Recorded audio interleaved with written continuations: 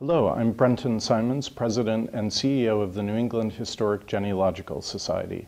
And I'm here today with Ken Burns, the Emmy Award-winning filmmaker, a member of the New England Historic Genealogical Society.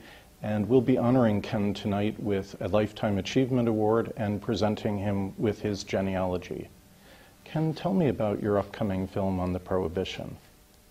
Well, it's so interesting. In some ways, it's always good not to tell what the subject is, because so much of what took place in the past is repeated again in the present, and I assume the future. So I could first of all tell you that this is a story about unfunded congressional mandates, about single-issue political campaigns, wedge issues that metastasize with horrible unintended consequences, the demonization of immigrants, a whole group of people who feel that they've lost control of the country and want to take it back, smear campaigns against presidential politicians. I could go on and on. As Ecclesiastes says, there's nothing new under the sun. And that's the story of Prohibition. It isn't just Model Ts careening around rain-slick Chicago streets with Tommy guns blasting. We have that, and it's fun.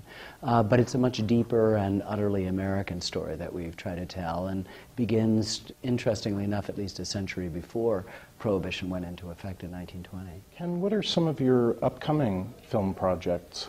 I, counterintuitively, in the midst of this financial mess, we've set in motion 7 projects, because if something's an idea on a piece of paper, it's abstract, and people could say, oh, well, you don't need to do that, times are tough.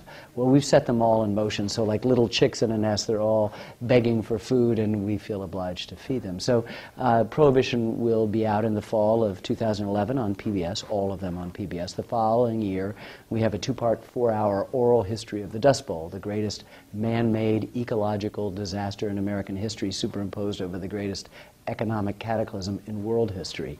A 10-year apocalypse of unbelievable proportions that is told essentially through the eyes of witnesses.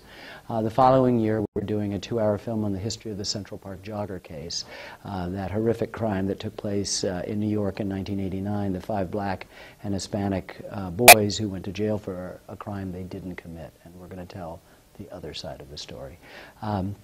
We are about a quarter of the way through editing, and we'll release in the fall of 2014 a 14-hour, 7-part history of Theodore, Franklin, and Eleanor Roosevelt. Believe it or not been done before. Put them all together. We're doing a biography of Jackie Robinson, the extraordinary person who broke the color barrier in baseball and was the first real progress in civil rights after the Civil War. And because I so despise the divisions of America today, that we are all proving that we're different from each other, black, white, north, south, east, west, gay, straight, you know, red state, blue state. We're doing a history of country music, another great art form to complement our series on jazz. We're also doing a history of Vietnam to, I dare say, complement, but to go along with our series on the history of the Second World War called The War, and then our film of 20-plus years ago called The Civil War. Wars are unfortunately extraordinarily revealing events, both good and bad, in the human character, and that will be out in 2016, and the country music in 2018. And after that, we're plotting, though we haven't started, a biography of Ernest Hemingway. There's so many great topics. How do you choose a film? You know, the flip answer is that they choose me, and in some degrees there's a lot of truth to that. These are emotional decisions. They're not intellectual. Let's not plot this thing, let's fill in that gap in American history that we haven't done. It's being drawn to the quality of story. And so my head is filled with literally dozens of ideas. And if I were given 1,000 years to live, I would not run out of interesting topics in American history. But every once in a while, a few of those ideas just goes down to your heart, and you say, I have to do that for this reason or that reason, or I'm drawn to it. It just seems important to follow that thread. So it may just be what's in the water, what's in the air of that particular time, or the collaboration with the close, intimate colleagues that I've been working with literally for decades, that these decisions are made, and we sort of jump in, you know, head first. And we never make films that we know about. We make films about subjects we want to know about. So instead of telling you what you ought to know. That's homework, by the way. We'd rather say, hey, guess what we've just learned? And that's the essence of human communication. That's the essence of story, and I always think also makes good history. People must stop you on the street. What do they ask you about? What do they have to say? I described about 20 years ago that I realized that I had what I guess you'd call was a nutritional celebrity. If anybody recognized me, and it happens every day and every train station and every airport and walking down the street, they want to come up and continue a conversation that they already think they've been having with me, which is the highest kind of compliment. They want to talk about their great-great-grandfather who was in the Civil War. They'll talk about my Civil War series, but what they want to talk about is their great-great-grandfather.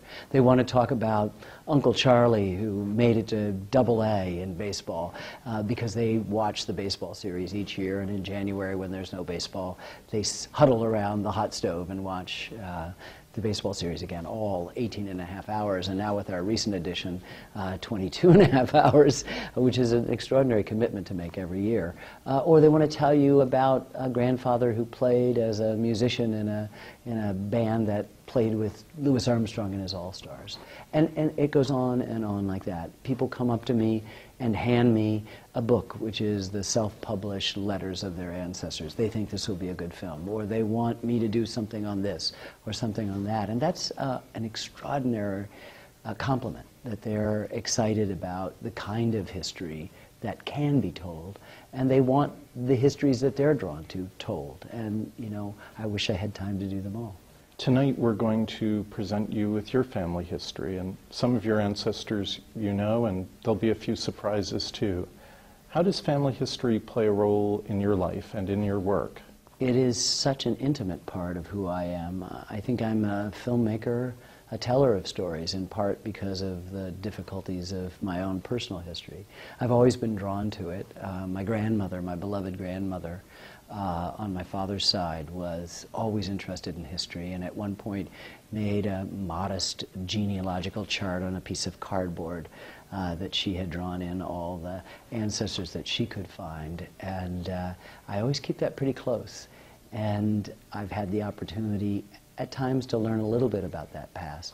But as is often the case with people who spend their lives doing history, their own history is less well known because they're focused on other people's history. So I know a lot about people who fought in the Civil War, and people who lived at Monticello, and people who fought in the Second World War, and all the other subjects that we've done. And so Discovery tonight will be such an exciting thing. Thank you so much for being with us. It means a lot to us, and we're really looking forward to tonight. Oh, the other way around, it's my privilege to get caught up in your whirlwind for one day.